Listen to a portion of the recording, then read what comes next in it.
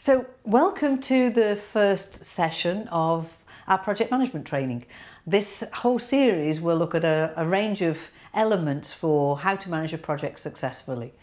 Let me begin by saying that I use something that's called CSM. I don't know whether you've come across CSM before, not in real life, but I think you probably have.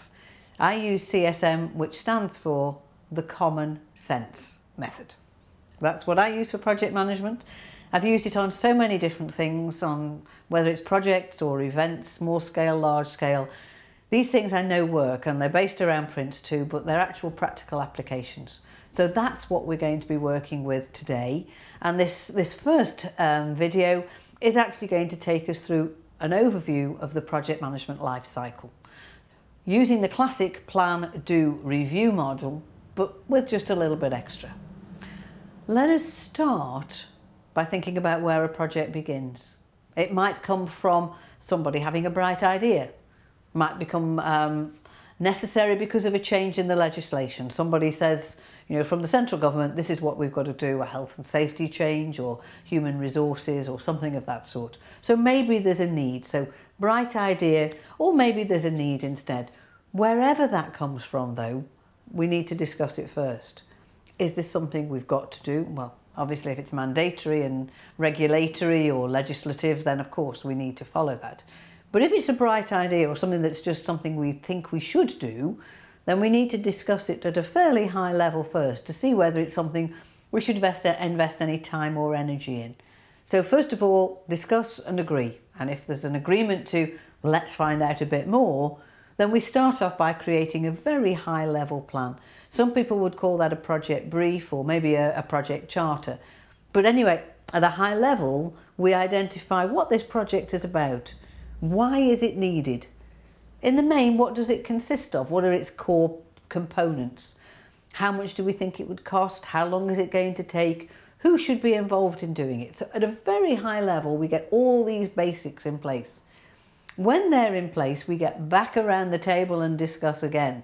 So now we've had the idea, this is the reality of it. Here are some of the risks attached.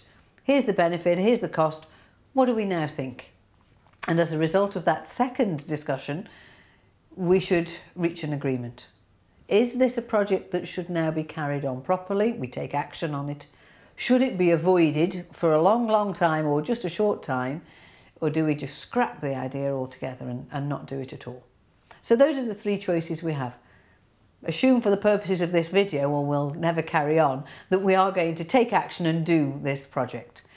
Then we move into the real planning phase. Then we create something called the project definition. Now, project definition is where we become very clear about what is it that the project has to deliver. What are the outputs that are required? What are the components that are involved in it? So we take ourselves from what do we need to do and we start to think about what are the risks attached. We need to look at risk analysis and risk management because all of those things will affect the project. We've got to consider quality. How will we manage quality within the project? And if we've come from maybe a service industry, it's an area that is not normally something we do automatically. So we need to build something in to deal with quality. What's the final configuration of the project going to look like? And how do we know we've got all the correct, most up-to-date component parts? How will we deal with our communications? What sort of a plan should we have for communications? So we need to think about all of those things. Then we'll take the overall project and break it into pieces. We break those into major components. What are its major constituent parts? Often called products or deliverables or outputs. When we have those, we specify them. We put a proper description together that says this is what this product is, this is why we need it, this is where it's derived from, this is what the quality of it should be and any standards we have to comply with. This is who's going to check the quality and this is how they're going to check it. Now who's going to be responsible for it? And how long do you think it's going to take? How much do you think it's going to cost? What resources do we need? All of that information is done around each component part. We can produce responsibility matrix. We can then work out logically what the sequence of products is from start to finish.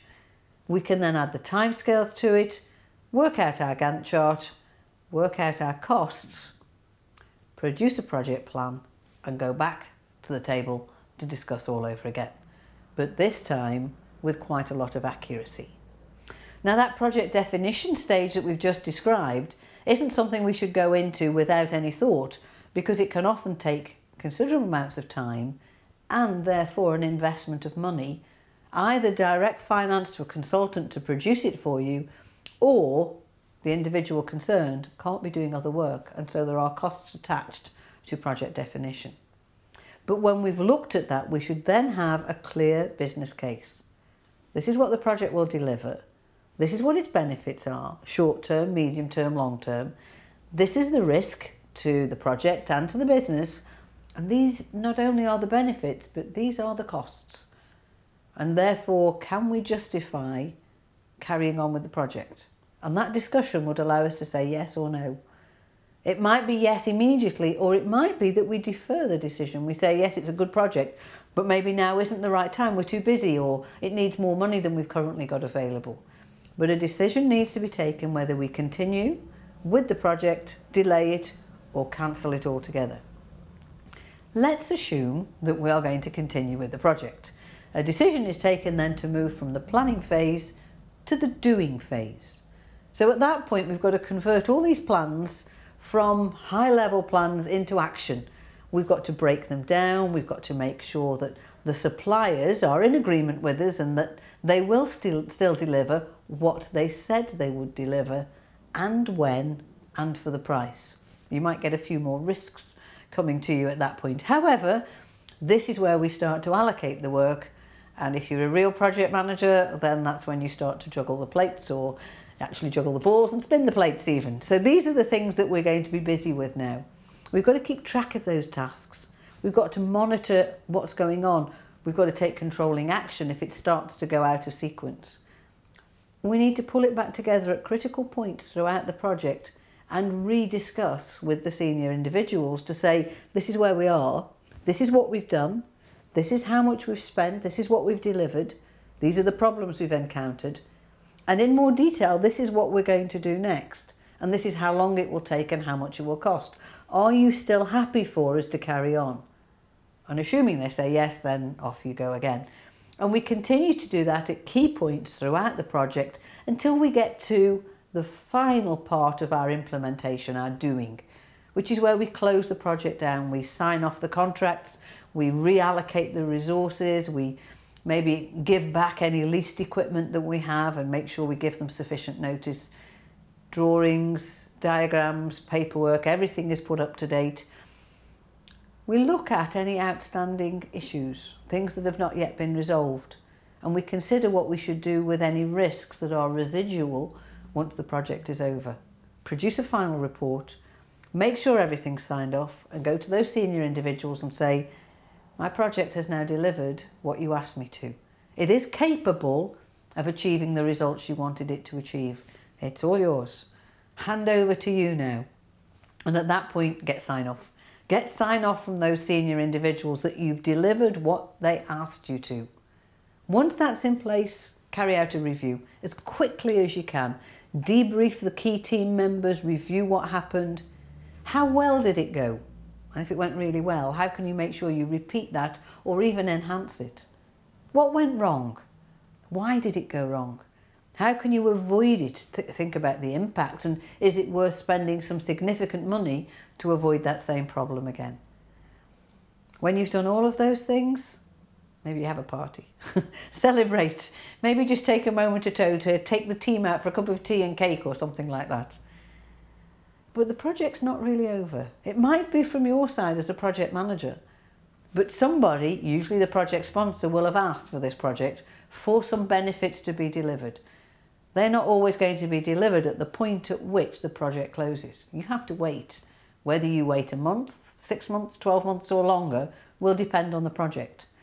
But as a project manager, we need to make sure that plans are in place to evaluate the success. Way back at the beginning, when we defined the project, we identified its purpose and what we were doing it for. And in that time, we identified the measures we were going to use. So now, at the very end, we go back to those measures and we produce a plan which we hand over to the sponsor that says, this is how we believe you should carry out an evaluation. It should be done at this time, in this way, and here are the tools and techniques. But it's actually over to you now, sponsors. It's your responsibility. You need to undertake that so that you can see whether the project has actually delivered what you said it would deliver. So that takes us right through the cycle, really. We've planned the project, we've implemented or done the project, we've reviewed the project, and now we've evaluated. And of course, as part of that review, we did the debrief, which we should take account of when we plan the next project. Virtuous cycle. Project management is common sense. There are tools and techniques, and we'll look at those in future videos. But for now, that's a really simple, basic plan, do, review, plus evaluate for any project you might ever consider beginning.